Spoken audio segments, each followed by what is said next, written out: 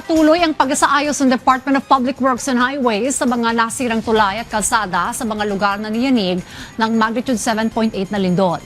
Samantala, pati ang Land Transportation Office o LTO ay nagsagawa na rin ng sariling relief operations para sa mga nasalanta ng lindol sa Mindanao. May report si J.M. Thompson. Nakahanda na ang mga relief packs sa Land Transportation Office o LTO Central Office sa Quezon City na ipapadala sa mga apektado ng lindol sa Mindanao. Sa ilalim ng Oplan Tulong Mindanao, nagsagawa ang LTO ng relief operation na pinangunahan ni LTO Chief Assistant Secretary Marcus Lacanilao.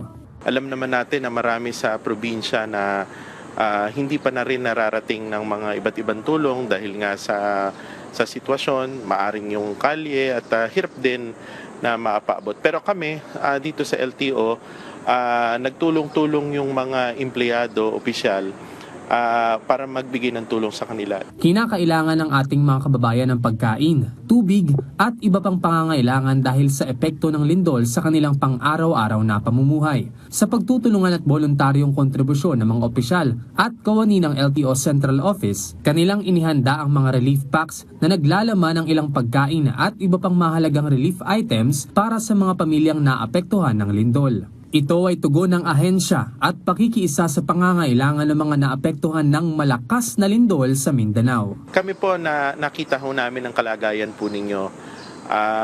Meron pong mga lugar, especially sa may sa Sarangani, sa may Davao Region, na nakita na rin natin na talagang mga naperwisyo, kawawa yung mga kababayan natin.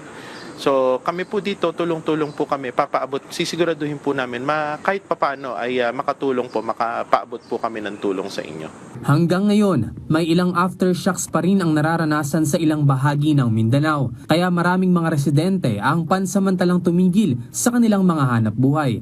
Kaya naman malaking tulong para sa kanila ang ipinamamahagi ng mga ahensya ng pamahalaan. Samantala, para naman maihatid ng maayos ang mga relief packs sa mga residente sa Mindanao, sinisigurado naman ng Department of Public Works and Highways o DPWH ang kanilang tuloy-tuloy na pagsasaayos ng mga daanan at tulay na naapektuhan ng lindol. Ilan dito ay kanila lang naayos kaya't nadadaanan na ng mga relief operations para mabigay ang tulong sa mga residente. Tumutulong din ang ahensya sa mga lokal na kalsada at pagsasagawa ng mga assessment at emergency repair works sa mga critical infrastructure gaya ng ospital, health facilities at eskwelahan. Aabot sa 2,000 relief packs ang nakahanda dito sa LTO Central Office. Naglalaman ito ng 5 kilong bigas, mga noodles at mga delata. Ito ay simula pa lamang at inaasahang may darating pang mga food items na kanilang itutulong din sa mga biktima ng lindol sa Mindanao. J.M. Thompson, para sa Bayan.